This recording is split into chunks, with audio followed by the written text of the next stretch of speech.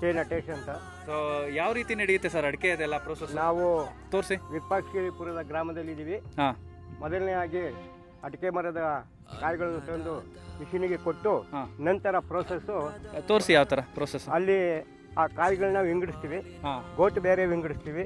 ಮತ್ತು ಅದರಲ್ಲಿರ್ತಕ್ಕಂಥ ಪಪ್ಪು ಮತ್ತು ಸಣ್ಣನೆ ಆಗಿರ್ತಕ್ಕಂಥ ಚಿಕ್ಕ ಮಿಣ್ಣೆ ಅನ್ನೋಂಥ ಒಂದು ಪದಾರ್ಥ ಇರುತ್ತೆ. ಈ ನುಚ್ಚು ಸಹ ನಾವು ಬಳಕೆಗೆ ಮಾಡ್ತೀವಿ.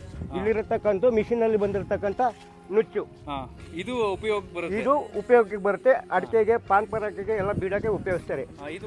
ಇದು ಉಂಡೆ. ಇದು ಪಕ್ಕಾ ಉಂಡೆ. ರೈತನಿಗೆ ಮೊದಲನೇ ಉಂಡೆ ಇದು. ಸೆಕೆಂಡು ಈ ಬರ್ತಕ್ಕಂಥ ಗೋಟುನ ಮೂರನೇ ಭಾಗ ಮಾಡಿರ್ತೀವಿ. ಇದು ಮಿಷಿನಲ್ಲಿ ಸುಲಿದಿರೋದ? ಇದು ಮಿಷಿನಲ್ಲಿ ಸುಲಿದಿರೋದು.